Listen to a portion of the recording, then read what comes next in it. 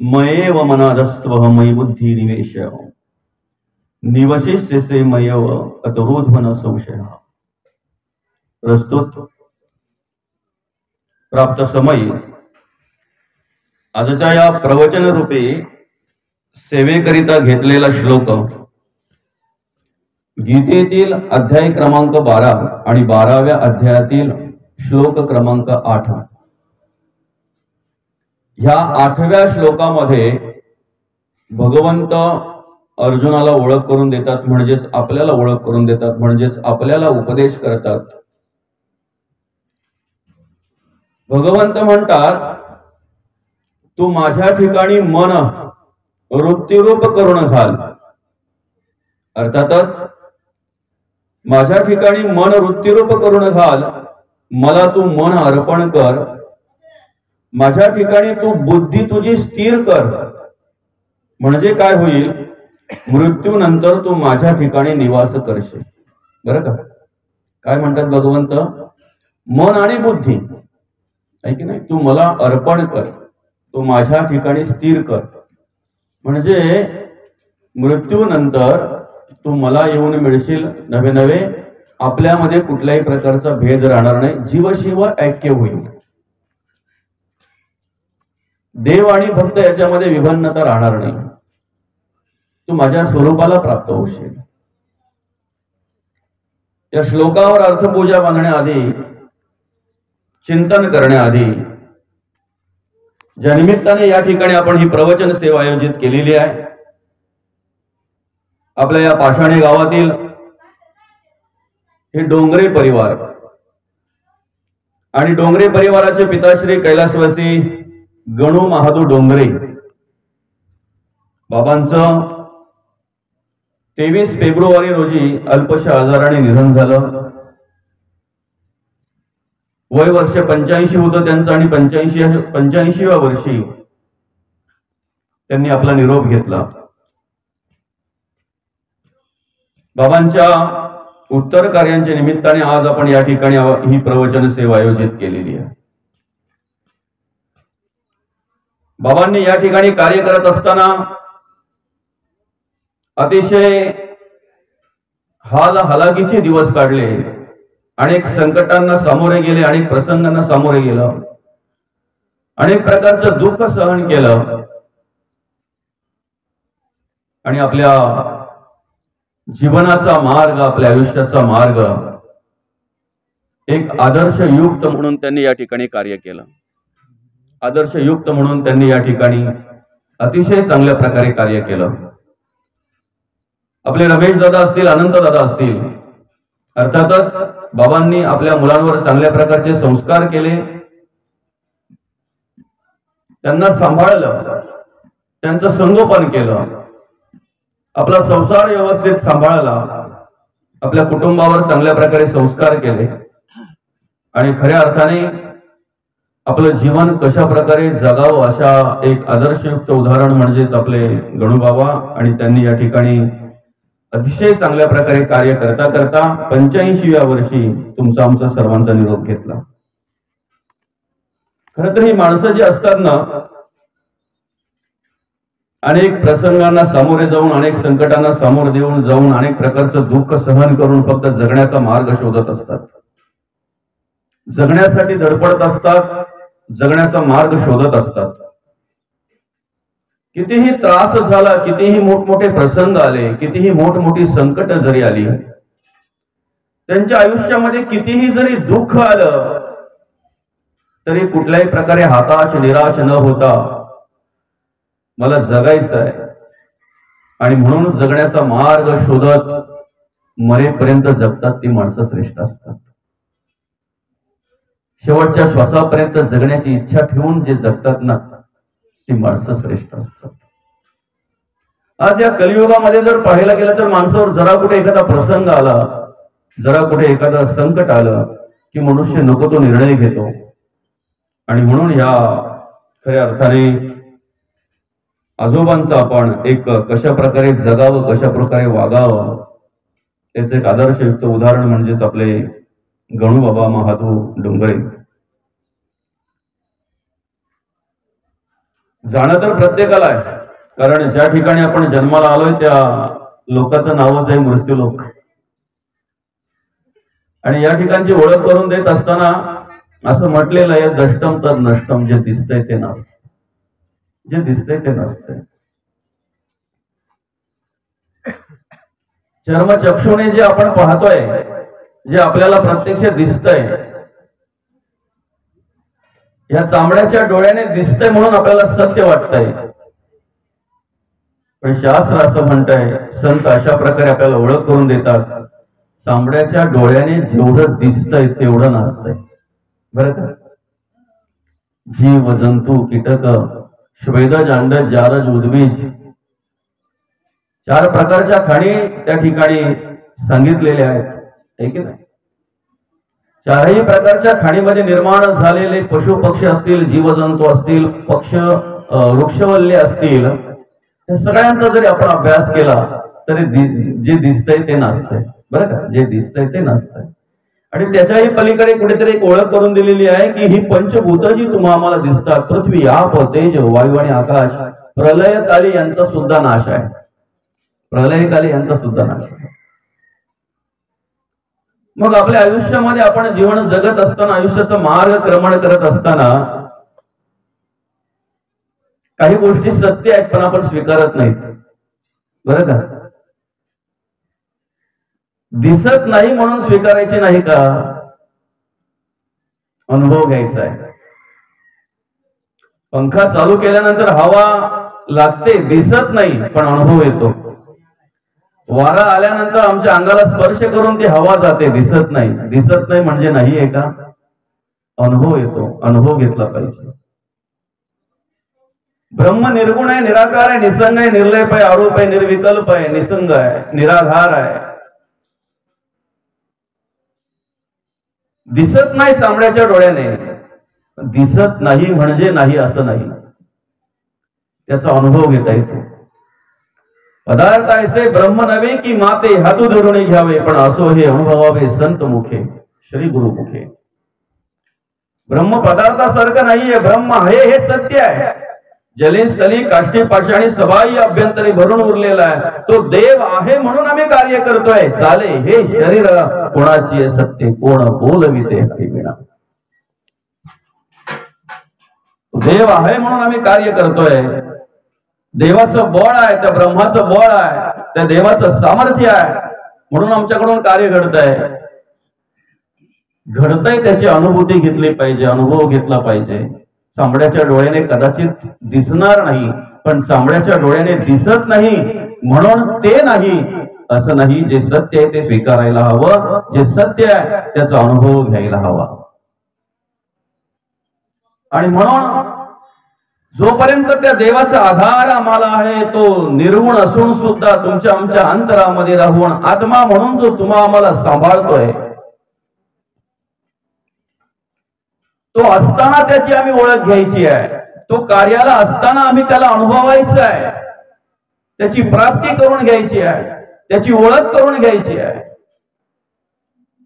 एकदा त्याने देह सोडला ना, एकदा काय तो ब्रह्म, तो आत्मा देहाला सोडून गेला ना, की मग मात्र त्या ठिकाणी कुठल्याही प्रकारची ओळख होत नाही. महाराज, कुठल्याही प्रकारे आपण त्याची ओळख घेऊ शकत नाही, ओळख होत नाही, किंवा कुठल्याही प्रकारे आपण त्याला पाहू शकत नाही. ह्या चामड्याच्या डोळ्याने जर त्याची अनुभूती घ्यायची आहे, त्याची प्रचिती घ्यायची आहे, तर संतांच्या पावलावर पाऊल ठेवून आपण चाललो पाहिजे. संतांच्या पावलावर पाऊल ठेवून आपण कार्य केलं पाहिजे. नरदेहामध्येच आले ना संत, नरदेहामध्येच संतांनी कार्य केलं ना. जो देह तुम्हाला प्राप्त झालेला आहे, ज्या देहामध्ये तुम्ही आम्ही कार्य करतोय, त्याच देहामध्ये जगद्गुरु तुकोबांनी कार्य केलं, त्याच देहामध्ये माऊली ज्ञानोबांनी कार्य केलं, त्याच देहामध्ये शांती ब्रह्मनाथ महाराजांनी कार्य केलं, त्याच देहामध्ये संत शिरोमणी गोरोबा काका असतील, नामदेव महाराज असतील, संत सेना महाराज असतील, रोहिदास स्वामी असतील, जनाबाई, मुक्ताबाई, बहिणाबाई, कन्नोपात्रा. वेगळं काय? त्यांनी जर ब्रह्माची प्रचिती घेतली, आत्मप्रचिती जर त्यांना आली, आत्मसाक्षात्कार जर त्यांना झाला, तर तो आत्मसाक्षात्कार आम्हाला का होऊ शकत नाही? फक्त आम्ही त्यांच्या पावलावर पाऊल ठेवण्याचा प्रयत्न केला पाहिजे, आम्ही त्यांच्या मार्गावर चालण्याचा प्रयत्न केला पाहिजे. ज्या मार्गाने जगद्गुरु तुकोबांनी प्रवास केला, ज्या मार्गाने ज्ञानोबांनी प्रवास केला, माऊलींनी प्रवास केला, ज्या मार्गाने शांतीब्रह्मनाथ महाराजांनी प्रवास केला, तो मार्ग आम्हाला स्वीकारता आला पाहिजे. आणि म्हणून आम्ही या ठिकाणी कार्य करत असताना अनेक गोष्टी सत्य आहेत, पण त्या आम्हाला माहिती नाही आहेत, त्याची अनुभूती, त्याचा विचार आम्ही करत नाहीये. त्या अनेक गोष्टींपैकी एक ब्रह्म आहे जे सत्य आहे, डोळ्याला दिसत जरी नसलं तरी ते आम्हाला सांभाळत आहे. जळी स्थळी काष्टी पाषाणी सबाई अभ्यंतरी भरून उरलेलं आहे, नवे नवे ते आहे. म्हणून ह्या जगाला किंमत आहे, या सृष्टीला किंमत आहे. ही सृष्टीच त्या ब्रह्मामुळे कार्य करते, त्या देवाच्या सामर्थ्यामुळे कार्य करते. म्या बोलविल्या विदू बोले, म्या चालविल्या सूर्य उचाले, म्या हलविल्या प्राणो आले, जो जगात चालिता. ही सत्ता त्या देवाकडे म्हणून मांडलेलं आहे. वृक्षाचेही पान हाले त्याची सत्ता, राहिली अहंता मग कोठे. वृक्षाचं पान हालतंय ही त्याची सत्ता आहे, राहिली अहंता मग कोठे. आमच्या डोळ्याची पापणी जी उघड जात होते ना, ही सत्ता सुद्धा त्या देवाची आहे. त्याने जर ठरवलं डोळे उघडे ठेवून जायचं, तर आमचे डोळे मिटण्यासाठी कोणाला तरी हात फिरवावा लागतो, आहे की नाही. डोळे उघडे ठेवून जर गेला देव, तर कोणाला तरी हात फिरवून ते मिटवावे लागतात. स्वतः त्याच्याकडे ती शक्ती नसते. म्हणजे अभिमानामध्ये, ज्या अहंकारामध्ये आम्ही वावरतोय, मी अमुक आहे, मी तमुक आहे. एखादं पद असेल तर ते पद घेऊन आम्ही मिरवतोय. ज्ञान असेल आमच्याकडे तर ते ज्ञान घेऊन, ते पांडित्य घेऊन आम्ही मी अमुक आहे म्हणून मिरवत असतोय. त्या अभिमानाने, त्या अहंकाराने, ते दंभ दर्प गर्व आणि ताठ्याने जे आम्ही मिरवतोय, कार्य करता करता विचार केला पाहिजे, एकदा भगवंत निघून गेल्यानंतर याच्यापैकी काय राहणार आहे, काय राहणार आहे. आम्ही कार्य करत असताना नाम धारण करून राहणारा कोण आहे याची प्रचिती आम्ही घेतली पाहिजे, बरं का. मुलांचे वडील, बाबा, आई वडील त्याला मुलगा म्हणून त्या ठिकाणी हाक मारतात. पत्नी त्याला अहो काही असेल त्या पद्धतीने बोलवत असते. भाच्यांचा मामा आहे, पुतण्यांचा काका आहे, काकांचा पुतण्या आहे, मावशीचा भाचा आहे. देह तर एकच आहे. कोणाचा मावशी आहे, कोणाचा काका आहे, कोणाचा भाऊ आहे, कोणाचा आप्पा आहे, कोणाचा दादा आहे. एकदा अंतरात्मा त्या देहाला सोडून गेला ना, की मग मात्र गावभर चर्चा चालते. अरे अमुक गेला, कोण? अमक्याचा काका. ज्याचा काका त्याला ओळखत नाही, अरे मग अमक्याचा भाऊ नाही का, बरं का.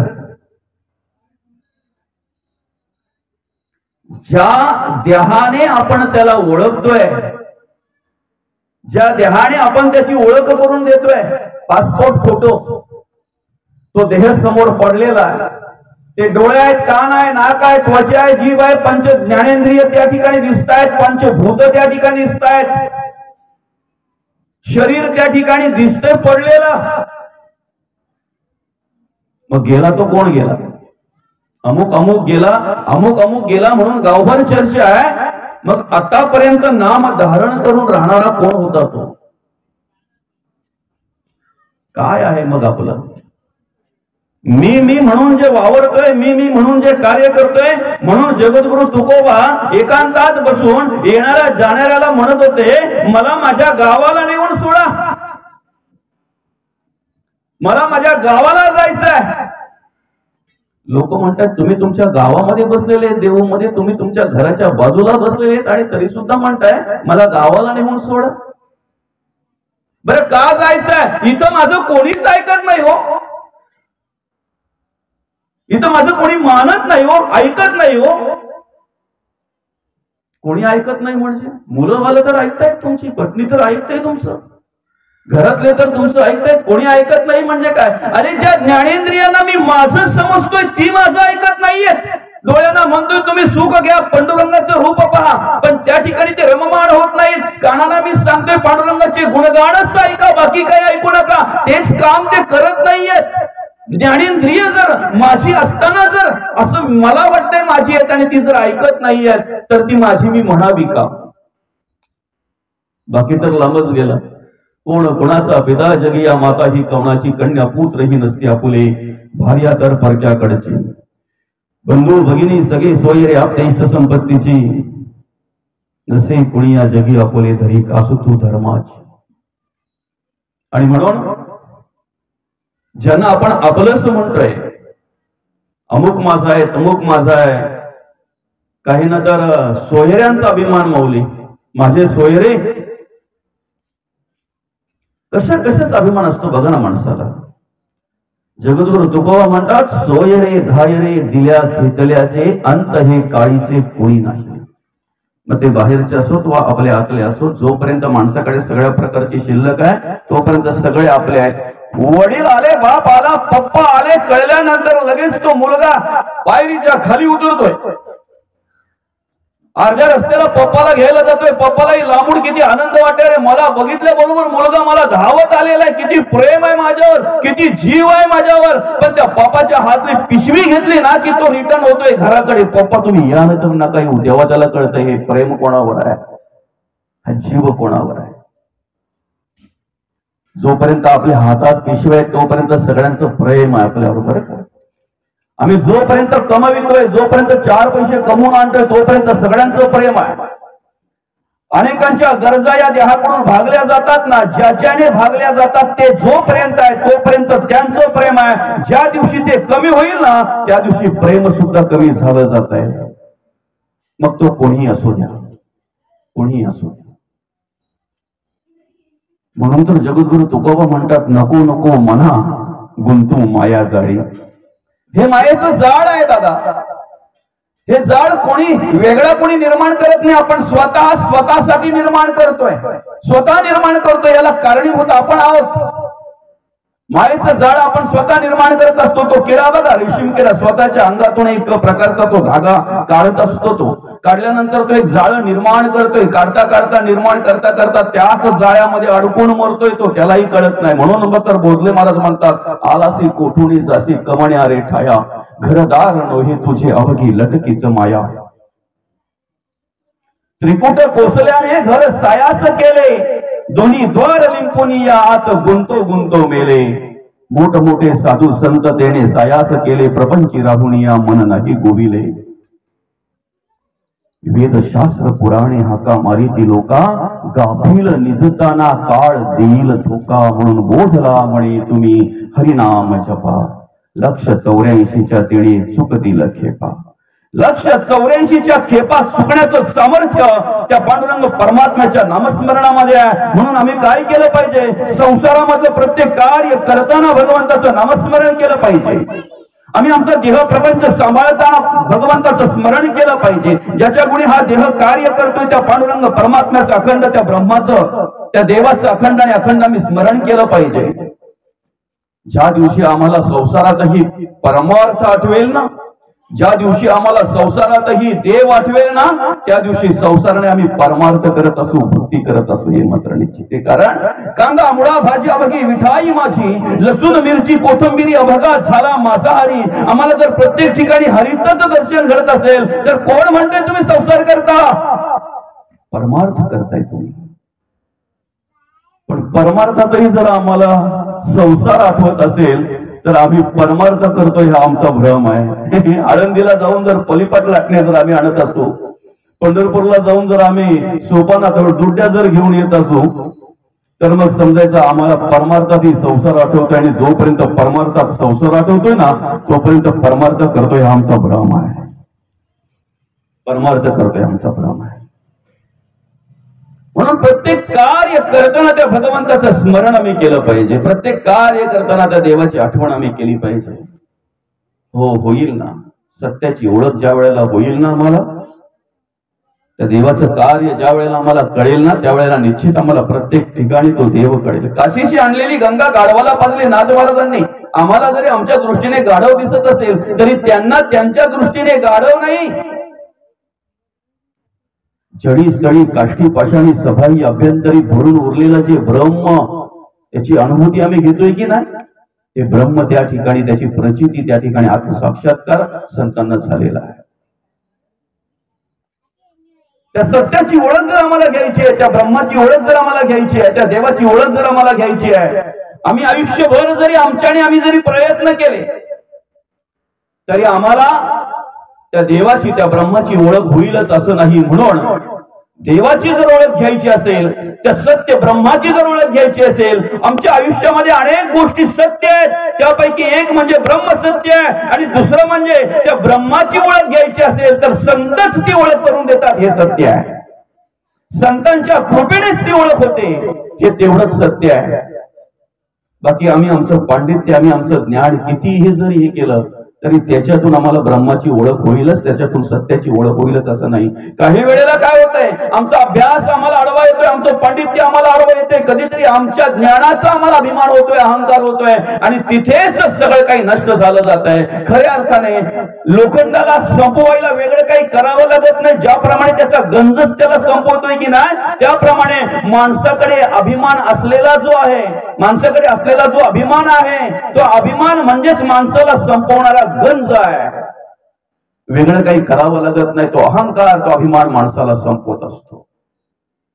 आणि म्हणून त्या सत्य ब्रह्माची जर आम्हाला ओळख घ्यायची तर आम्ही जगद्गुरु तुकोबांच्या वाङ्मयाचा अभ्यास केला पाहिजे.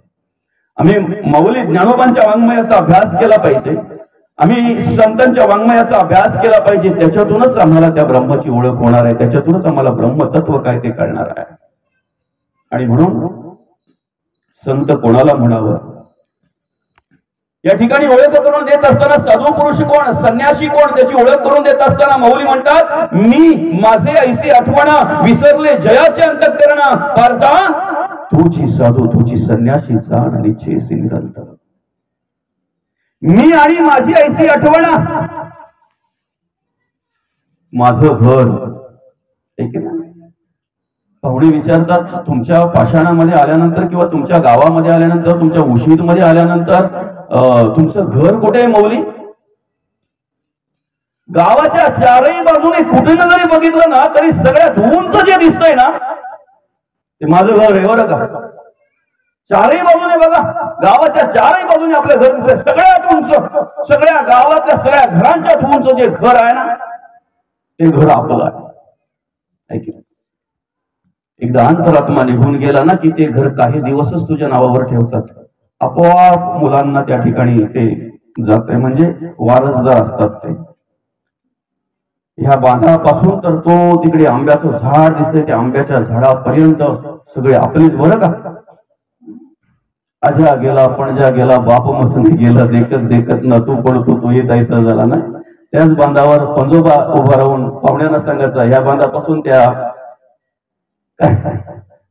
आंब्यापर्यंत आपलीच आहे. आजोबा गेला बांध तिथंच आहे, पंजोबा गेला बांध तिथंच आहे, वडीलही गेले बांध तिथंच आहे, झाडही तिथेच आहे. काय त्याच बांधावर उभे राहून आपण जर तीच कर्म करत असू तर सांगा ना, बदलायचं कधी? मग बदल कधी होणार? बदल कधी घडणार? माझं काय नाही काम येत नाही कुणाचे, कोणी तुझे नव्हे रे, कोणी अंती जासेल एकला रे प्राण्या माझे माझे म्हणून. बंधू कोणाची, बहीण कोणाची, कोण कोणाचे सगळे सोयरे, मेल्या पाठी सर्वच राहील तुटतील धागे दोरे, प्राण्या मायेचा बाजार. 2 दिवसाची तुझी जवानी नाही पुढे टिकणार रे, वृद्धपण येता जवळी वैद्य काय करणार, प्राण्या मायेचा बाजार. हे माझं माझं जे आहे ना ते भ्रांतीचं ओझं आहे. माझा प्रपंचाचे ओझे घेऊन म्हणे माझे माझे, मृताही न सोडे पुंजे कुळाभिमान. बुडायला आला तरी तो सोडायला मागत नाही, अशी परिस्थिती माणसाची आहे. म्हणून कधीतरी तो मी शोधावा ना, मी कोण आहे. आम्ही डायरेक्ट देव शोधायला जातो. मी न शोधता ज्या वेळेला आम्ही देव शोधायला जातोय ना, आयुष्यभर जरी तडपडलो तरी आम्हाला देवाची ओळख होत नाही होत. ते ब्रह्म जर शोधायचं असेल, तो देव जर शोधायचा असेल, तो परमार्थ आणि भक्ती जर आम्हाला शोधायची असेल तर सर्वप्रथम आम्ही तिथे मी शोधलो पाहिजे. मी कोण आहे, तू कोण, कोणाचा, कोठोनी आलासी कैसा, हा विचार पूर्वीचा जाण बापा. तू कोण, मी कोण, मी कशासाठी आलेलो आहे, मला हा नरदेव भगवंतांनी कशासाठी दिलेला आहे, मला कुठे जायचं आहे, हा विचार ज्या वेळेला आम्ही करू ना त्या वेळेला मी सापडल्यानंतर तिथेच सगळं आम्हाला सापडणार आहे. आम्ही काय करतोय माहितीये का, आम्ही सर्वांना शोधतोय आहे की नाही, त्याने काय केलं पाहिजे, याने काय केलं पाहिजे, हा कसं जगलं पाहिजे, तो कसं वागलं पाहिजे, हे आम्हाला खूपच ज्ञान असतंय. पण आम्ही कसं जगलो वागलो पाहिजे हेच आम्हाला कळत नाही. आणि ते जर कळत नसेल तर त्याला फक्त पांडित्य म्हणतात त्या ज्ञानाला, बरं का. पण स्वतःला काय करावं हे जर तुम्हाला कळत असेल ना तर त्याला आत्मज्ञान म्हणतात. आणि हे आत्मज्ञान संतांना अभिप्रेत आहे, हे आत्मज्ञान संतांना अभिप्रेत आहे. म्हणून स्वतःला शोधा. लहानपणापासून ज्या जागेवर लहानपणापासून ज्या जागेवर बसून त्यांनी भीक मागितली, बरं का. येणारे जाणारे प्रवासी गेले कित्येक त्याला पाहता पाहता, पण तो तिथेच आहे. वृद्ध झाला, कालांतराने शरीर थकलं गेलं, मेला. मेल्यानंतर मग लोकांनी विचार केला, याला लहानपणापासून आपण इथे पाहतोय ह्याच जागेवर, आता मेलेला आहे ना तर ही जागा खोदू आपण, इथे त्याला गाडू आणि इथेच त्याची समाधी बांधू. खोदायला गेल्यानंतर काही वेळ खोदल्या बरोबर तिथे धनाचा हंडा सापडला माऊली. तेव्हा लोक विचार करायला लागली, ह्या धनाच्या हंड्यावर बसून याने आयुष्यभर भीक मागितली पण धनाचे ना त्याचे भेट झाले नाही का, कधी प्रयत्नच केले नाहीत. आमचंही तसंच आहे, आम्ही जिथे आहोत तिथेच सगळं आहे.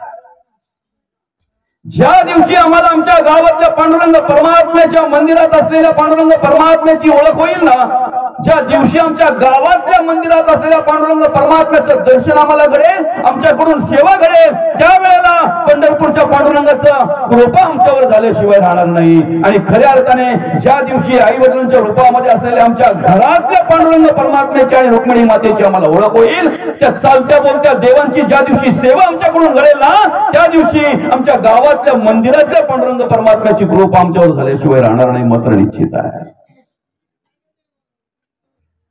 आमचा अभिमान आडवा येतोय, आमचं पांडित्य आडवं येतंय, आमचा गर्व ताठा इगो त्याला म्हणतात, आहे की नाही, हे आडवं येतंय आमचं.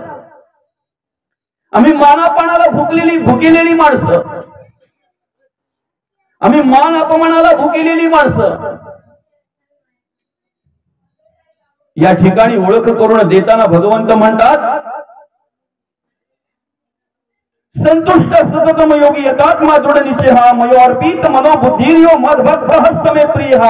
कोणते भक्त देवाला आवडतात याची ओळख करून देत असताना याच अध्यायामध्ये काहीतरी 14व्या श्लोकामध्ये भगवंत ओळख करून देतात, जो सदा संतुष्ट आहे, मान अपमानाचं त्याला काहीच नाहीये, सुख दुःखाचं त्याला काहीच नाहीये, जय पराजयाचं त्याला काहीच नाहीये. कुठलीही स्थिती असेल तरी जैसी स्थिती आहे तैशा परीर आहे, कवटुक तो आहे संचिताची. अशा प्रमाणे जो भक्त कार्य करतोय आणि जो भक्त मला मन आणि बुद्धी अर्पण करतोय ना, तो भक्त मला आवडत असतोय. या श्लोकामध्ये सुद्धा तशाच प्रकारची ओळख भगवंत करून देतात. या 8व्या श्लोकामध्ये मयेव मनादस्व मय बुद्धी निवेशयः निवेशिष्य मयेव अत उरुध्वन संशयः.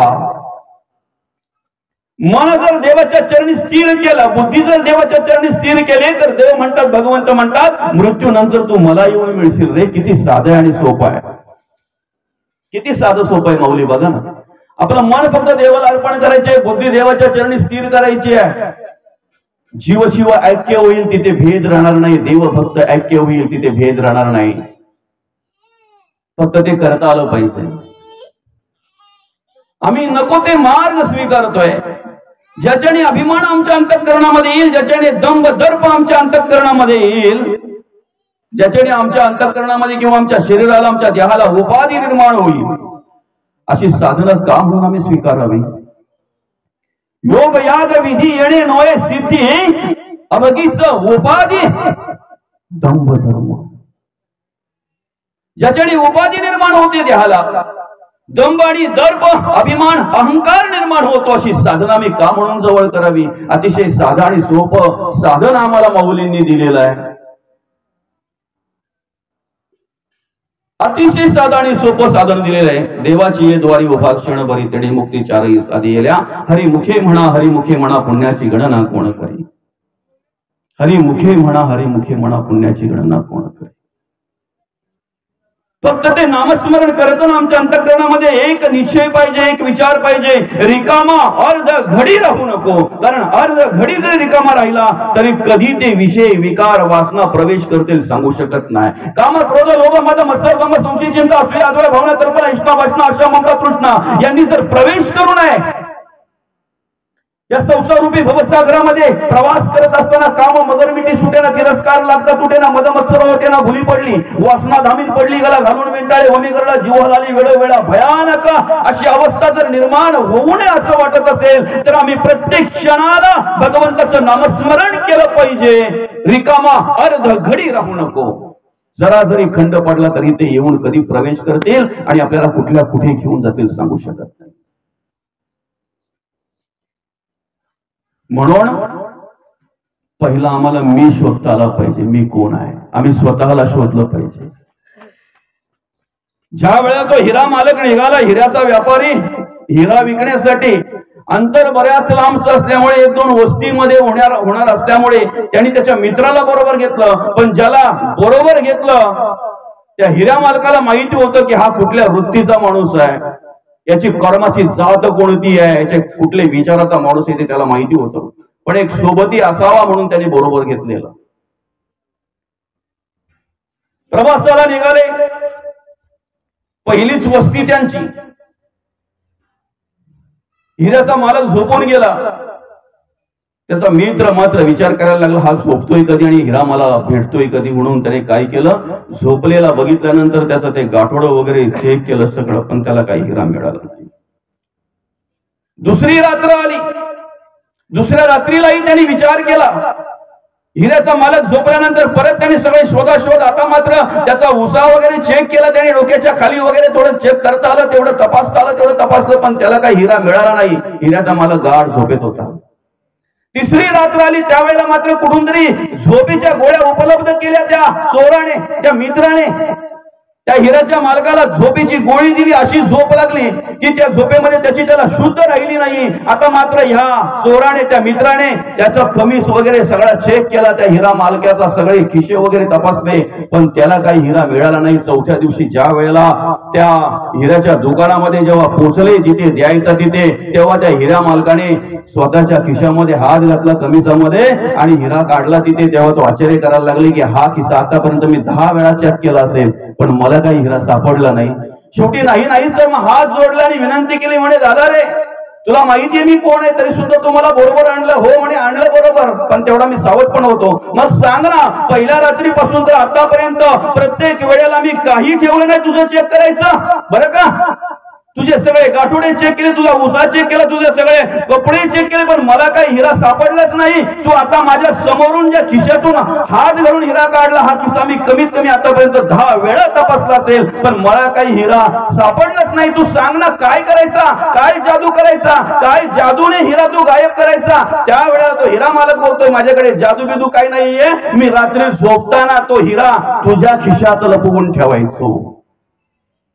तेव्हा मग तो बोलतो मी मलाच शोधायचा राहिलो. तुला शोधलं मी, तुझ्या आजूबाजूची सगळी जागा मी शोधली पण मला स्वतःला शोधायचं राहिलो. माणसाची अवस्था आयुष्यामध्ये हीच आहे. आम्ही सगळ्यांना शोधतोय. आम्हाला सगळ्यांच्या चुका कळतात पण आमच्याकडे किती मोठमोठे खिळे आहेत तेच आम्हाला कळत नाही माऊली. ज्या दिवशी ते आम्हाला कळतील ना त्या दिवशी अहंकार गळून पडेल. त्या दिवशी आमच्याकडचा गर्व ताठा गळून पडेल आणि आम्ही नम्रतेने परमार्थ करायला लागू. आम्ही नम्रतेने कार्य करायला लागू. आम्ही नम्रतेने संतांचं कार्य आमच्याकडे निर्माण होईल, उभं राहील निश्चित. परमार्थाचा पहिला दागिना जर असेल तर तो म्हणजे नम्रता. नम्र झाले बोता त्याने कोंडिले अनंत.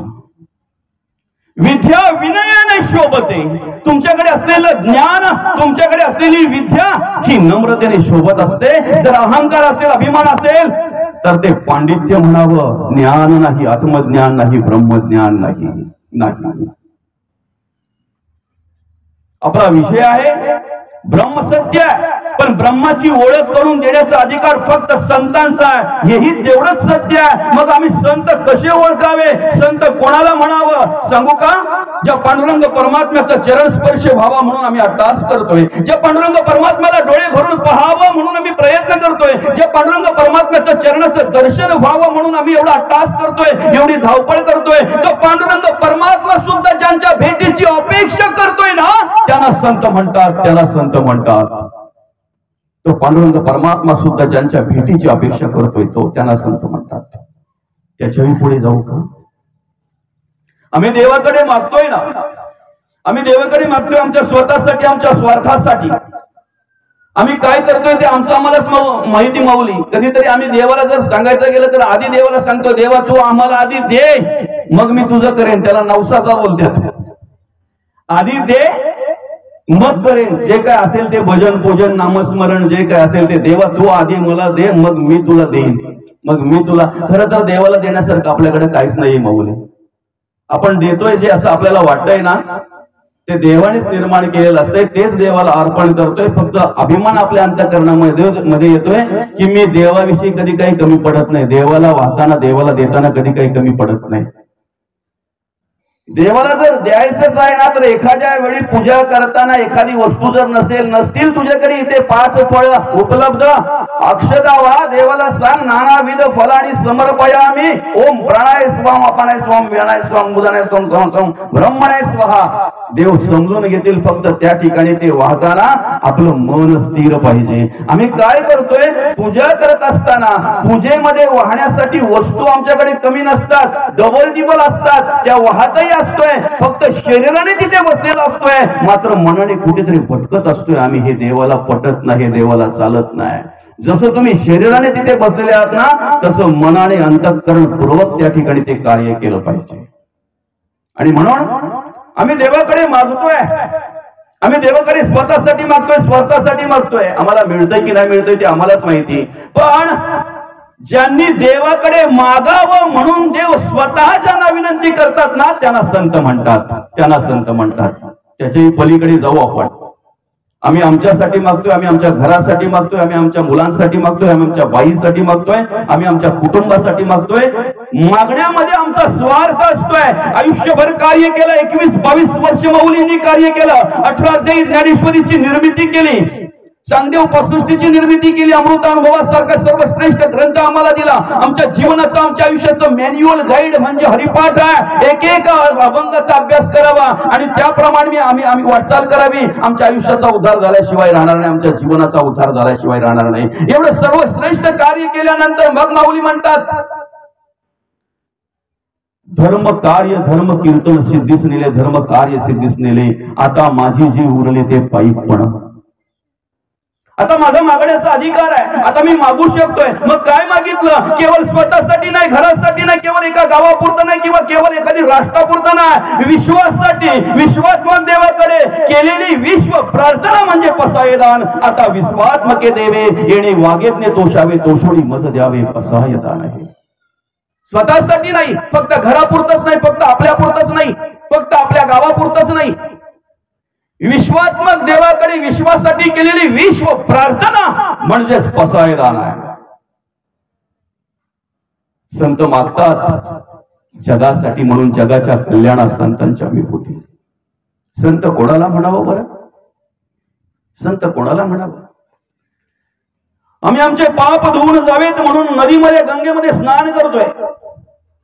आम्ही आमच्या पापाचं क्षालन व्हावं, पाप धुवून जावेत म्हणून आम्ही काय करतोय? गंगेमध्ये स्नान करतोय. ती गंगा ही निर्मळ पवित्र व्हावी म्हणून ज्यांचा चरण स्पर्श करण्यासाठी अपेक्षा करते ना त्यांना संत म्हणतात. शास्त्र म्हणतंय गंगा पापम शशितापम दैन्यम कल्पतरुस्तता, पण पापम तापमच्या दैन्यम हरे संत दर्शनम. आम्हाला असं शास्त्र सांगतंय की गंगेच्या योगाने आमचं पाप जातंय, चंद्राच्या योगाने आमचं ताप जातंय, कल्पतरूच्या योगाने आमचं दैन्य जातंय. पण पापही तापही आणि दैन्यही ज्यांच्या नुसत्या दर्शनाने जातंय ना त्यांना संत म्हणतात, त्यांना संत म्हणतात. म्हणून संतांचे अनंत उपकार आपल्यावर असतात. म्हणून जगद्गुरु तुकोबा त्या ठिकाणी ओळख करून देतात किंवा आपल्याला सांगतात, उपदेश करतात. काय सांगू आता संतांचे उपकार, मज निरंतर जागवी ती काय द्यावे त्यासी व्हावी उतराई ठेवी दहा पाळी जीव थोडा. असं कार्य बघा संतांचं. हे संतच आपल्याला देवाची ओळख करून देतात. म्हणून आपण अखंड कोणाच्या संगतीला पाहिजे. कबीर महाराज म्हणतात, सज्जन को सज्जन मिला तो हो गया दो दो बात, और गधे को गधा मिला तो खा गया दो दो लात. चांगल्या माणसाच्या जोडीला जर आपण बसलो ना तर आपल्याकडे सुद्धा लोक चांगल्या दृष्टीने पाहतात. काय बोली. पण वाईटाच्या जोडीला जर बसलो तर आपल्याकडे कितीही चांगले गुण असू द्या, आपली गणना त्यांच्यामध्येच केली जाते, आपली मोजणी त्यांच्यामध्येच केली जाते. हे मात्र निश्चित आहे. म्हणून आम्ही कोणाच्या जोडीला बसावं ना हे आम्हाला कळलं पाहिजे. जगद्गुरु तुकोबा म्हणतात, चंदनाच्या संगे बोरी बिघडले, आम्ही बिघडलो तुम्ही बिघडा ना. चंदनाचा नुसता संग झाला तर बोरीना सुगंध यायला लागला. तुम्हाला जर वाटतं की आम्ही देवाचं काम करतोय, परमार्थ करतोय, भक्ती करतोय, अखंड देवाचं नामस्मरण करतोय म्हणजे आम्ही बिघडलो, ह्याच पद्धतीने तुम्ही जर बिघडले तर तुमचाही उद्धार होईल दादा. फक्त असे बिघडा. ज्या दिवशी आम्हाला वेड लागेल ना नामस्मरणाचं, देवाचं, त्या दिवशी खऱ्या अर्थाने आमच्याकडून परमार्थ घडणार आहे. विद्यार्थ्याला ज्या दिवशी शिक्षणाचा, ज्या दिवशी अभ्यासाचा वेळ लागेल ना त्या दिवशी त्याची पास होण्याची चिंता त्याच्या वडिलांनाही नसेल आणि शिक्षकांनाही नसेल. आम्हाला ज्या दिवशी देवाचा वेळ लागेल ना, देवाच्या नामस्मरणाचा वेळ लागेल ना, ज्या दिवशी आम्हाला या धर्म कार्याचं, देव कार्याचं, देश कार्याचं वेळ आम्हाला लागेल ना त्या दिवशी आमच्या भविष्याची चिंता देवाला असेल. हे मात्र निश्चित आहे. कारण वर्तमान कालामध्ये आम्ही चांगल्या प्रकारची कर्म करत असू. वर्तमान कालामध्ये जे करायचं ना तेच कार्य आम्ही करत असू. ज्याचा वर्तमान काल चांगला आहे, जो वर्तमान कालामध्ये चांगल्या प्रकारे कार्य करतोय ना त्याचा भविष्यकाल उज्ज्वल असणार आहे, उत्तम असणार हे मात्र निश्चित आहे. आणि म्हणून अखंड आपण संतांच्या संगतीला पाहिजे. देवाला हार अर्पण करायचं म्हणून प्राजक्ताची फुलं आणली. ती फुलं ज्या दोऱ्यामध्ये गुंफली दादा, काही काळ त्या प्राजक्ताच्या फुलांचा संग झाल्यामुळे त्या दोऱ्याला सुद्धा सुगंध यायला लागला. सांगा ना, आम्ही जर अखंड आणि अखंड संतांच्या संगतीला जर बसलो तर निश्चित आमच्यामध्ये परिवर्तन झाल्याशिवाय राहणार नाही. आमच्या विचारामध्ये, आमच्या कर्मामध्ये, आमच्या गुणांमध्ये परिवर्तन झाल्याशिवाय राहणार नाही. आणि संतांनी जे वाङ्मय आपल्याला दिलेलं आहे ना हे पांडित्यासाठी नाही, हे मिरवण्यासाठी नाही, हे फक्त आपण काहीतरी जगाला काहीतरी वेगळं चमत्कार दाखवावं म्हणून नाही, हे परिवर्तनासाठी आम्हाला संतांनी दिलेलं आहे. आणि ज्या दिवशी परिवर्तन घडेल ना त्या दिवशी जगद्गुरु तुकोबांना सुद्धा आनंद होईल की गाथा यांना सुपूर्द केल्याचा काहीतरी फायदा झाला माऊली. त्यावेळेला माऊलींना सुद्धा, ज्ञानोबांना सुद्धा आनंद होईल की ज्ञानेश्वरी यांना दिली ग्रंथ श्रेष्ठ ज्ञानदेवी एकतरी गोवी अनुभवावी. आणि खऱ्या अर्थाने अनुभव यांनी घेतला तसा परिवर्तन घडला. आणि परिवर्तन हेच अपेक्षित आहे संतांना. मनोरंजनासाठी तुम्ही प्रवचन ठेवू नका, मनोरंजनासाठी तुम्ही कीर्तन ठेवू नका. आणि केवळ कीर्तन, प्रवचन मनोरंजनासाठी जर ठेवत असाल, टाइमपास साठी जर ठेवत असाल तर ह्या कलियुगामध्ये मनोरंजनासाठी आणि टाइमपास साठी अनेक साधना आहेत दादा, अनेक साधना आहेत, अनेक साधना आहेत. परिवर्तन घडावं म्हणून प्रवचन असते, परिवर्तन घडावं म्हणून कीर्तन असते. आणि हीच अपेक्षा संतांना आहे, परिवर्तन घडलं पाहिजे. खर तर माणसाला आहे ना ज्या वेळेला दगडाची उपमा दिली ना त्यावेळेला त्या दगडाला सुद्धा असा वेगळं वाटलं की अरे माझी उपमा तुम्ही माणसाला जाताय बरोबर आहे, पण माणसामध्ये आणि माझ्यामध्ये किती फरक आहे. कारण का माहिती आहे का, किती फरक आहे त्याची ओळख करून देताना सांगितलेलं आहे, मांडलेलं आहे. टाकीने खपली फोडली ती मागुता ना जडली, पण मनुष्याची कुबुद्धी झाडली ती पुन्हा लागली. एखादा ओबड धोबड असणारा दगड घ्यावा, मूर्तिकाराने मूर्ती घडविताना त्याचा अकराळ विकराळ भाग आहे तो बाजूला करावा. नको असलेला भाग बाजूला झाल्यानंतर त्याची मूर्ती तयार करावी. वर्षानुवर्षे ती मूर्तीची आम्ही स्थापना एखाद्या मंदिरामध्ये करतोय, पण त्याच्यापासून बाजूला केलेल्या त्या दगडाच्या खपल्या कधीही त्याला जाऊन चिटकत नाहीत.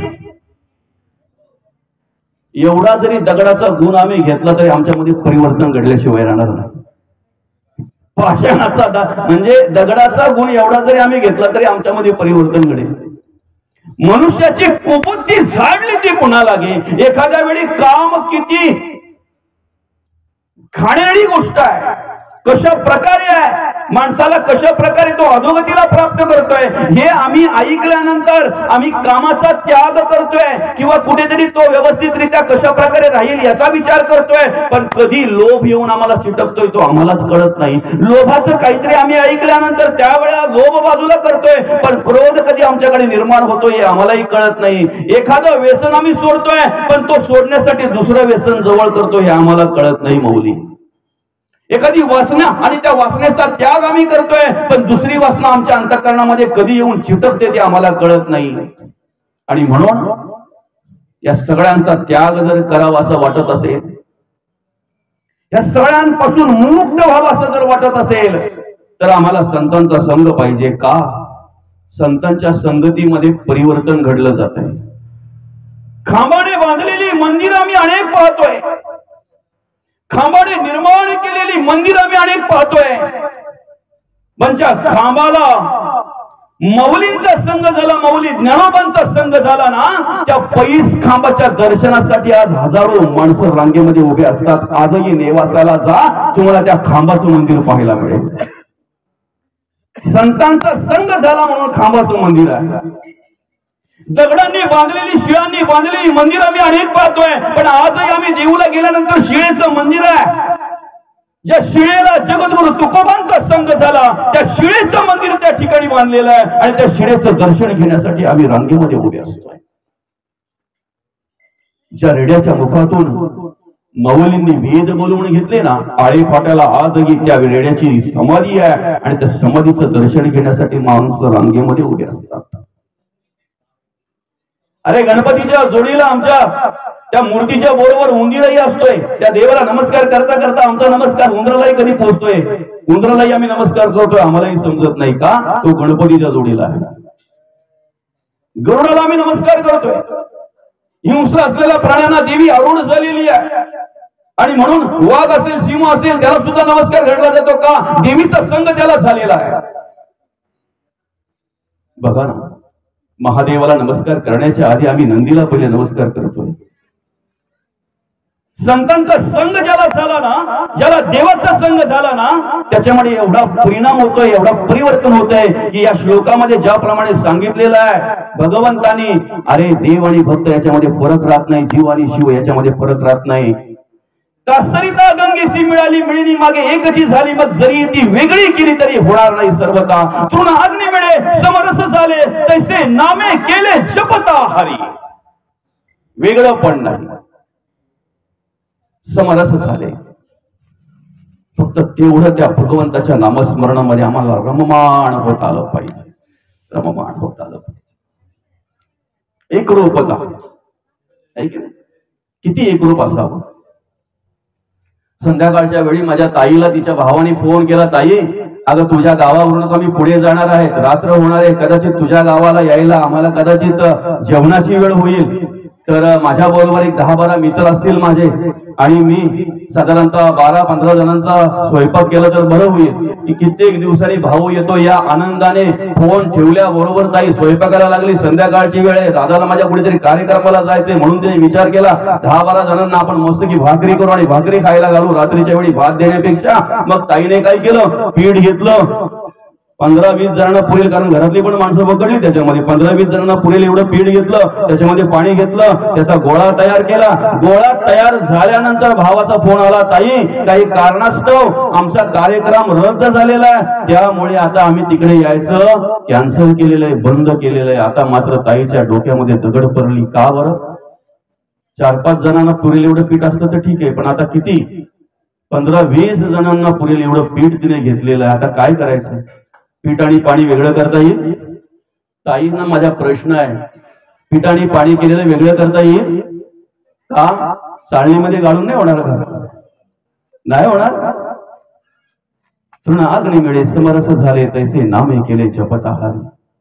आम्ही पांडुरंग परमात्म्याच्या नामस्मरणामध्ये एवढा एकरूप झालो पाहिजे, त्या देवाच्या नामस्मरणामध्ये एवढा एकरूप झालो पाहिजे की वेगळं पण उरताच कामा नाही. देव पाहावयासी गेलो आणि देवची होऊन ठेलो, वेगळं पण नाही. पाहण्यासाठी जेवढं आम्ही अट्टास करतोय ना, देव पाहण्यासाठी जेवढा आम्ही अट्टास करतोय तेवढा अट्टास ज्या दिवशी आम्ही देव होण्यासाठी करू ना, त्या दिवशी तो देव माझ्या जवळ आहे याची प्रचिती आम्हाला आल्याशिवाय राहणार नाही. आणि हीच अपेक्षा संतांची आहे. ब्रह्म सत्य आहे, ब्रह्माची ओळख करून देण्याचा अधिकार संतांचा आहे. ह्या जगातलं तिसरं सत्य आहे. सत्य गोष्टी अनेक असतील, पण अजून एक सत्य आहे, ते जर आम्ही स्वीकारलं ना तर आमच्या आयुष्यातले सगळे वाद मिटून जातील. मौली काय, जो देह आम्हाला दिसतोय तो नाशिवंत आहे, म्हणून तर जगद्गुरु तुकोबा म्हणतात, नाशिवंत देह जाणार सकाळ, आयुष्य खातो काळ सावधान.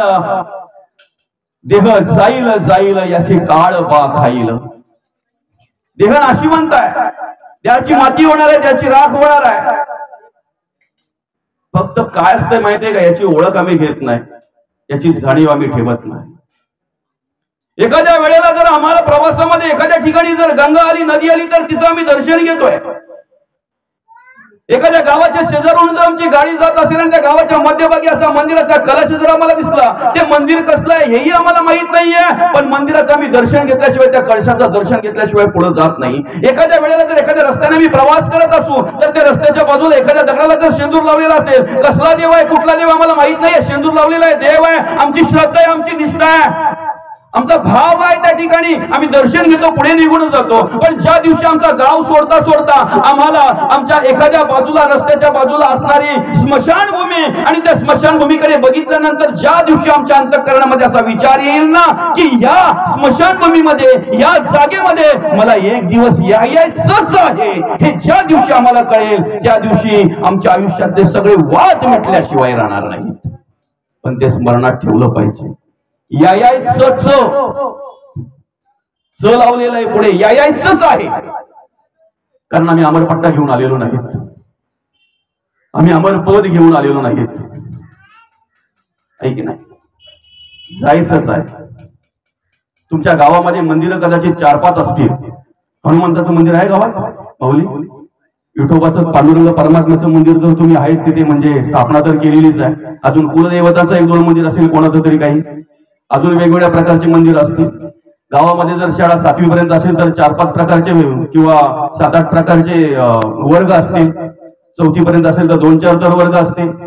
पण गावामध्ये तुमच्या स्मशानभूमी मात्र एकच असेल. वेगवेगळ्या जातीची माणसं आहेत, वेगवेगळ्या कर्माच्या जातीची, वेगवेगळ्या विचाराच्या जातीची माणसं आहेत. काळी माणसं आहेत, गोरी माणसं आहेत, अशिक्षित आहेत, सुशिक्षित आहेत, आस्तिक आहेत, नास्तिक आहेत, श्रीमंत आहेत, गरीब आहेत, पण सगळ्यांची जागा शेवटी एकच आहे ना. मग सगळ्यांची जागा जर शेवटी एकच आहे, तर माणूस त्याच्या आयुष्यामध्ये कर्म करत असताना, कार्य करत असताना सहज बोलून जातो, त्यांची काय माझ्या पुढे उभा राहायची. दादा, एकदा अंतरात्मा निघून गेला का सगळ्यांची लायकी एकच असते रे दादा, सगळ्यांची पात्रता एकच असते. गरिबांचे कफन मी अनेक वेळा बघितलेत माऊली, कारण गरिबांचे कार्यक्रम जर असतील तर आम्ही जेणेकरून सोडत नाहीत. त्यामुळे गरिबांचे कफन पाहायचा वेळ अनेक वेळा आम्हाला आलेला आहे. आम्हाला माहिती आहे गरिबांच्या कफनाला खिसा नसतो. तुम्ही श्रीमंतांची कफन बघितल्या, त्याला खिसा असतो. अगर कफन को जब नहीं होती, जर कफनाला खिसाच नसतोय तर मग आम्ही आयुष्यभर जो अभिमान, अहंकार धरून जो उभा राहतोय, कार्य करतोय, तो काम म्हणून, काम कशासाठी म्हणून, त्या विचार आम्ही करायला हवा. काय सत्य आहे, आम्हाला मृत्यू आहे हे तेवढंच सत्य आहे, आम्हाला जाणं आहे हे तेवढंच सत्य आहे, आम्ही जाणार आहोत हे तेवढंच सत्य आहे की नाही. ज्या वेळेला त्याला सांगितलं 7 दिवसांनी मृत्यू आहे की नाही, 7 दिवसांनी तू जाणार आहेस, कसा वागला, कसा जगला बघा ना. कोणाशी भांडला नाही, तंडला नाही, काय नाही, कोणाशी वाद केला नाही, कोणाशी शिवी दिली तरी पण त्याला नमस्कार करायचा, रामकृष्ण हरी म्हणून पुढे जायचा. ज्यांच्याशी भांडलेला त्यांच्या घरी जाऊन त्यांची माफी मागितली, सांगितली दादा जे काही झालं असेल तरी माफ कर, असं कर तसं कर. सगळ्यांची गुण्या गोविंदाने राहिला, आनंदाने राहिला, वादविवाद सगळे मिटवून गेले आहे की नाही. नम्रता अंगी आली, जायचं आहे म्हणून सगळ्यांशी प्रेमाने वागला. 7 दिवस होऊन गेले पण याला काही मृत्यू आला नाही. शेवटी परत तिथेच गेला. त्याच साधूंना सांगितलं म्हणे काही मृत्यू काही आला नाही, 7 दिवस होऊन गेले, आता 8वा दिवस आहे. मला सांग ह्या 7 दिवसामध्ये तू काय केलं. मग त्याने पहिल्यापासून शेवटपर्यंत सांगितलं, अरे असाच जर राहिलास ना देह जरी गेला तरी कीर्ती रूपाने राहशील रे दादा, विचाराच्या रूपाने राहशील. हे आपण स्मरणात ठेवायचं की देह जाणार आहे, पण कीर्तीच्या रूपाने विचारांच्या रूपाने जर आम्हाला राहायचं आहे ना, तर स्वतःसाठी जगणारी माणसं अनेक असतात, स्वार्थासाठी कार्य करणारी माणसं अनेक असतात. पण सांगू का, स्वतःसाठी आणि स्वार्थासाठी कार्य करणाऱ्या माणसांचं नाव पण शिल्लक राहत नाही. जे देवासाठी, देशासाठी, धर्मासाठी आणि समाजासाठी काहीतरी करतात ना, ती माणसं विचाराच्या रूपाने, कर्माच्या रूपाने आणि गुणांच्या रूपाने अजरामर होतात, हे मात्र निश्चित आहे. 15 ऑगस्टच्या दिवशी, अर्थातच स्वतंत्र दिनाच्या दिवशी, प्रजासत्ताक दिनाच्या दिवशी, ज्या वेळेला आम्ही शासकीय कार्यालयामध्ये जातो त्यावेळेला अर्धा अर्धा एक एक तास भाषण करत असतो. आम्ही स्तुती करतो ना, आम्ही स्तवन करतोय ना, आम्ही तोंड भरून कौतुक करतोय ना, पण कोणाच्या बद्दल बोलतोय, कोणाचं स्तवन करतोय? देश लुबाडणाऱ्यांचं नाही, या देशासाठी प्राण अर्पण करणाऱ्यांचं, या देशासाठी आपल्या घरावर ज्यांनी तुळशीपत्र ठेवले, ज्यांनी प्राण अर्पण केले, ज्यांनी आपलं रक्त सांडलं ना, अशा महापुरुषांचं आम्ही स्तवन करत असतो, अशा महापुरुषांची आम्ही स्तुती करत असतो. म्हणून कधीतरी आपण स्वतःसाठी जगता जगता इतरांसाठी कसं जगता येतंय का याचा विचार करावा. कधीतरी स्वतःचं पोट भरता भरता इतरांच्या पोटाचाही विचार करता येतो काय बघावा. तृप्त झालेल्या 2000 माणसांची तुम्ही पंगत उठवत असाल ना, त्याच्यातून तुम्हाला पुण्य मिळेल की नाही मिळेल हे माहित नाहीये, पण खरोखर ज्याला अन्नाची गरज आहे अशा भुकेलेल्या 2च माणसांना जरी तुम्ही जेवायला घातलं ना, त्या 2च माणसांना जेवायला दिल्यानंतर, अन्नदान केल्यानंतर 100% तुम्हाला त्या ठिकाणी पुण्य मिळेल, हे तेवढंच सत्य आहे. जब प्यासे को पानी पिलाते नहीं, बाद अमृत पिलाने से क्या फायदा. जर तहानलेल्या आम्हाला जर पाणी पाजता येत नसेल तर अमृत पासून काही फायदा नाही येत. माणसं असताना माणसं सांभाळा, माणसं असताना माणसाला सहकार्य करा. आणि सांगू का, धर्म कार्य करणाऱ्या माणसाला जर तुम्हाला सहकार्य करता येत नसेल ना, तर कमीत कमी त्याला विरोध करण्याचा तरी प्रयत्न करू नका, त्याच्या तंगड्यात घेण्याचा तरी प्रयत्न करू नका. ज्या वेळेला आम्ही धर्म कार्य करणाऱ्या माणसाला सहकार्य करू ना, त्यावेळेला घराघरामध्ये आणि हृदयामध्ये आम्हाला धर्म कार्य पाहायला मिळेल, हे मात्र तेवढं सत्य आहे. पण आमचा द्वेष, आमचा मत्सर, आमचा तिरस्कार एवढा भरलेला आहे. आम्ही धर्माचा विचार करत नाही, आम्ही देवाचा विचार करत नाही. कधी कधी देव कार्य करता करता आम्ही देवाचा, चालत्या बोलत्या देवाचा मत्सर करतो, हेही आम्हाला माहित नाहीये. आम्ही देव कार्य करता करता चालत्या बोलत्या मंदिरांचा हेवा देवा करतोय, हे सुद्धा आम्हाला कळत नाहीये. आणि हे ज्या दिवशी कळेल ना, त्या दिवशी आमच्याकडून चालत्या बोलत्या मंदिरांची सेवा घडेल. आणि ज्या दिवशी आमच्याकडून चालत्या बोलत्या मंदिरांची, चालत्या बोलत्या देवांची सेवा घडेल ना, त्या दिवशी मंदिरातल्या देवाची कृपा आमच्यावर झाल्याशिवाय राहणार नाही, मात्र निश्चित आहे. घडलं पाहिजे, केलं पाहिजे. पण आम्ही सहज त्या ठिकाणी तो विचार करत नाही. तो धर्म कार्य करणाऱ्या माणसाला विरोध करणारे अनेक असतात दादा. धर्म कार्य करणारे, आता तुम्ही जो पण क्षेत्र असेल ना, ह्या कलियुगाचा नियमच आहे बरं का, कलियुगाचा नियमच आहे. तुम्ही जो क्षेत्र निवडाल त्या क्षेत्रामध्ये तुम्ही तुमच्या पद्धतीने प्रगती करण्यासाठी अट्टहास कराल, प्रयत्न कराल. पण जशी तुमची त्या क्षेत्रामध्ये, मग तो कुठलाही क्षेत्र असू द्या, राजकीय क्षेत्र असू द्या, सामाजिक क्षेत्र असू द्या, कुठलाही क्षेत्र असू द्या, आध्यात्मिक क्षेत्र सुद्धा, जशी तुमची प्रगती होत जाईल ना, तसे तसे तंगड्या खेचणारे, तुम्हाला विरोध करणारे अनेक असणार आहेत. आपला काय विचार करताय? जगद्गुरु तुकोबांना सोडलं नाही त्यांनी, माऊली ज्ञानोबांना सोडलं नाही त्यांनी, शांतीब्रह्मनाथ महाराजांना त्यांनी सोडलं नाही. आपला काय विषय आहे तिथे? आपला काय विचार आहे? मग आम्ही हे कार्य करताना फक्त एक विचार करायचा आहे, जर जगद्गुरु तुकोबांचं चरित्र वाचल्यानंतर जर ते चरित्र वाचता वाचता आमच्या डोळ्यामध्ये अश्रू यावेत, पाणी यावं, एवढा त्रास जर त्यांनी सहन केलेला आहे. जगद्गुरु तुकोबांची गाथा म्हणजेच जगद्गुरु तुकोबांचं चरित्र आहे. त्यांच्या आयुष्यात आलेले अनुभव, घडलेल्या घटना, चांगल्या वाईट जे काही झालं असेल ते सगळं अभंगाच्या रूपाने त्यांनी गाथेमध्ये मांडलेलं आहे. पहिल्या अभंगापासून तर शेवटच्या अभंगापर्यंत जर आम्ही विचार केला, अभ्यास केला, तर आमच्या आयुष्यातलं असं काहीही नाही की त्याचं वर्णन जगद्गुरु तुकोबांनी केलं नाही. असं काही ठेवलेलं नाही माऊली, काहीच नाही. एवढा त्रास होऊन सुद्धा धर्मकार्य थांबवलं नाही. एवढा त्रास देऊन सुद्धा कधी धर्मकार्य थांबवलं नाही. जगद्गुरु तुकोबांनी, माऊलींनी धर्मकार्य थांबवलं नाही. शांती ब्रह्मनाथ महाराजांनी धर्मकार्य थांबवलं नाही. जनाबाई असेल, मुक्ताबाई असेल, कान्होपात्र असेल, बहिणाबाई असेल, अनेक संतांच्या चारित्र्याचा जर आम्ही विचार केला, चरित्राचा जर आम्ही विचार केला तर बघा ना, अनेक प्रकारे कष्ट सहन केले त्यांनी, पण देवाचं, देशाचं आणि धर्माचं कार्य त्यांनी थांबवलं नाही. जेवढा त्रास झाला तेवढ्या जोमाने त्यांनी ते कार्य पुढे नेलं. तेवढ्या जोमाने, तेवढ्या सामर्थ्याने, तेवढ्या बळाने त्यांनी ते कार्य केलं. आज आम्हालाही त्रास होईल ना कदाचित. कुठे मान अपमान जर आडवा आला, कुठे कमीपणा, मोठेपणा जर आडवा आला, आहे की नाही, तर कदाचित आम्हाला सुद्धा त्रास होईल परमार्थ करताना, धर्माचं कार्य करताना. पण आम्ही जर संतांच्या पावलावर पाऊल ठेवून जर चालत असू ना, तर ते धर्म कार्य कधी आम्ही बंद पाडणार नाही किंवा थांबवणार नाहीत. जगद्गुरु तुकोबा म्हणतात, कोणी निंदा अथवा वंदा स्वहित आमचा धंदा. उलट अर्थी म्हणतात, निंदकाचे घर असावे शेजारी. कुठेतरी वर्णन केलेलं आहे की आईपेक्षा पण प्रेम, आपल्या आईपेक्षा पण जास्त प्रेम करणारा आहे ना आपल्या आयुष्यातला, तो म्हणजे निंदक. आपल्यावर आपल्या आईपेक्षाही जास्त प्रेम करणारा आहे, त्याची ओळख करून दिलेली आहे निंदक. कारण लहानपणी जर बाळाने शी केली तर ती शी काढायला आई कागद घेते, पेपर घेते, कपडा घेते, फडका घेते, पण निंदक मात्र समोरच्याची शी कपडा नाही घेत, जिभेने काढत असतो. ज्या दिवशी हे आम्हाला कळेल ना, त्या दिवशी कुठल्याही प्रकारची वाईट कर्म आमच्याकडून घडणार नाहीत, निंदा घडणार नाही, द्वेष घडणार नाही, तिरस्कार घडणार नाही. आणि म्हणून या ठिकाणी भगवंत आम्हाला ओळख करून देतात की फक्त काय कर, तुझं मन माझ्या ठिकाणी स्थिर कर. आम्ही फक्त देहाने स्थिर असतो काही वेळेला, पण मनाने मात्र अस्थिर असतो. कारण आमचं सगळं मनाच्या अधीन आहे.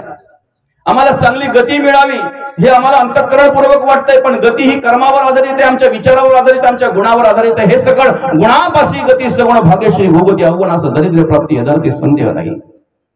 आमची गती ही आमच्या गुणांवर, आमच्या कर्मावर आधारित आहे. कर्म गुण आमच्या इंद्रियांवर आधारित आहेत, पण ते इंद्रिय आमच्या मनाअधीन आहेत. म्हणून जगद्गुरु तुकोबा म्हणतात, आधी मन घेई हाती तुझी गणराज गणपती. मन इंद्रियांचा राजा, सर्व भावे त्याची पूजा, मन जीवींचा प्रधान, मन माझे नारायण.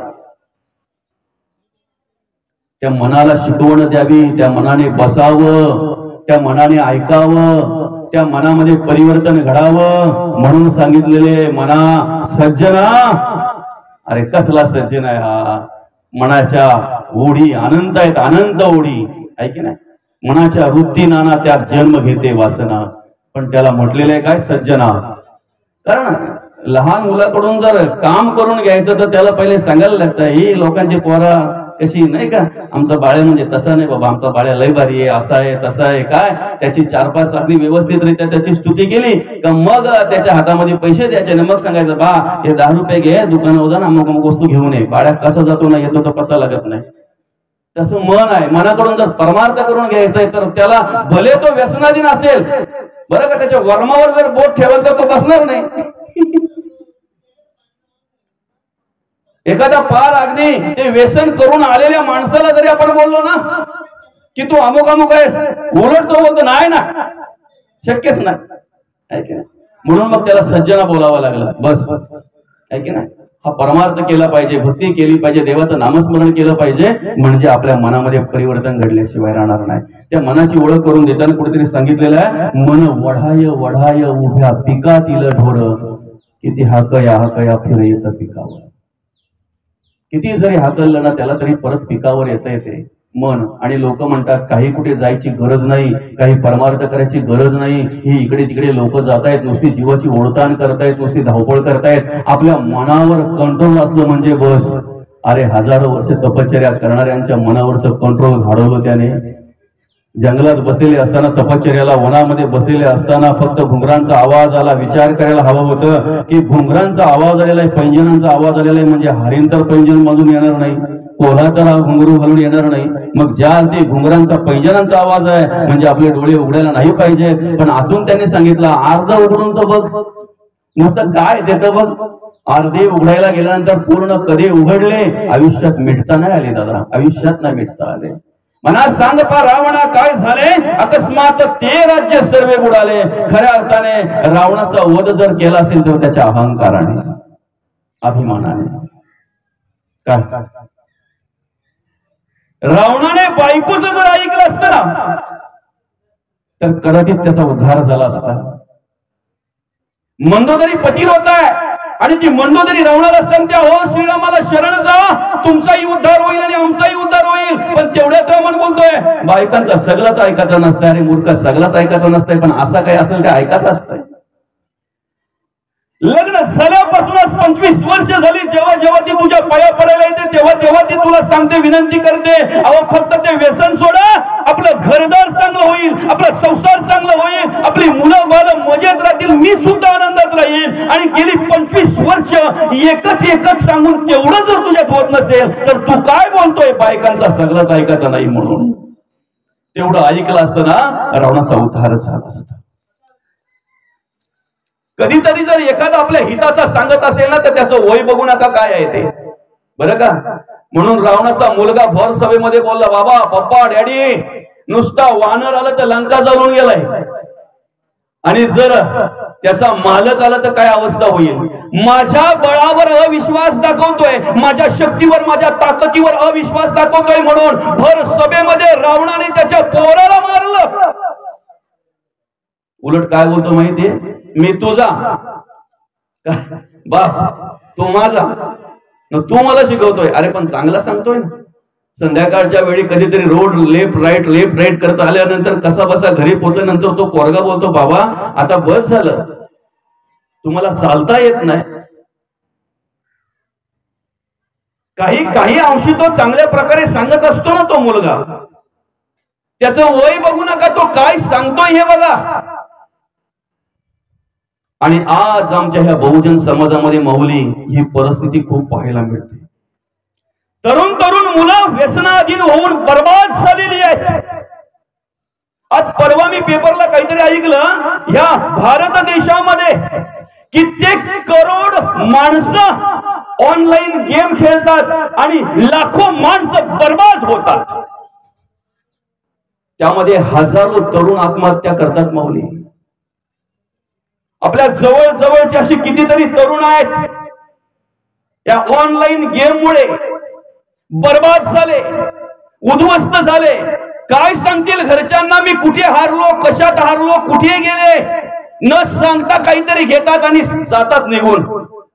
अशी अवस्था आज आम्हाला पाहायला मिळते माऊली, अशी अवस्था आज आम्हाला पाहायला मिळते. एखादा आजोबा बिचारा आमचा वयस्कर असतो,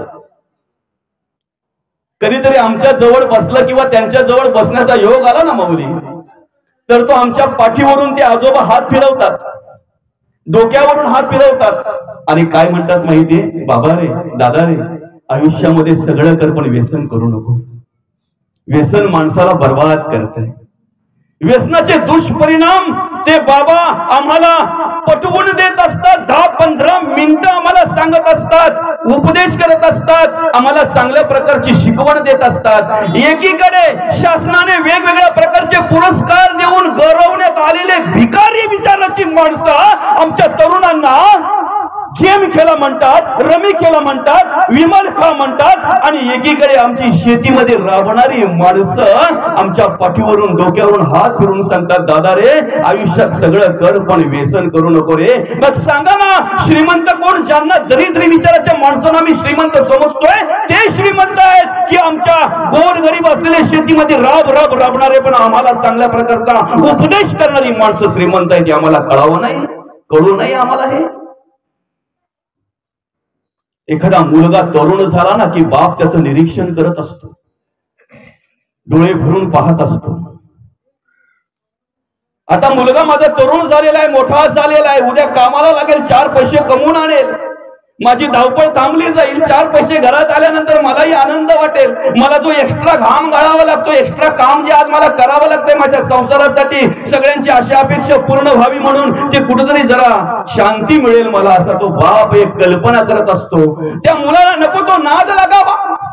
त्या मुलाने आई तारुण्यामध्ये 4 पैसे कमवून आणायचे, त्यावेळेला शर्यतींच्या नादाला लागावं, नको त्या खेळाच्या नादाला लागावं आणि आपला तारुण्य त्याच्यामध्येच बर्बाद करावं. आज आमच्या बहुजन समाजामध्ये ही सुद्धा मोठी केड पाहायला मिळते. तरुण पोरं शेतावर जर काम करायला सांगितलं तर बाबाला नाही म्हणतात, आईला नाही म्हणतात, ते काम तुमचंही म्हणतात. आणि सकाळपासून संध्याकाळपर्यंत त्या उन्हामध्ये, अरे गाडी कोणाची, बैल कोणाचं, कोण कोणाचं, काय कोणाचं, संध्याकाळच्या आल्यानंतर थोबाड बघा त्यांची. काही बापाला वाटत नसेल का रे? त्या ज्या आईची अपेक्षा आहे, ज्या बाबाची, ज्या वडिलांची अपेक्षा आहे, त्यांना काही वाटत नसेल? घेतला बॉल बेट का चालले तिकडे त्या ग्राउंड मध्ये खेळा ना, मैदानी खेळ खेळलेच पाहिजे. कोण म्हणते खेळू नका, पण 4 पैसे कमवून आणा. बापाला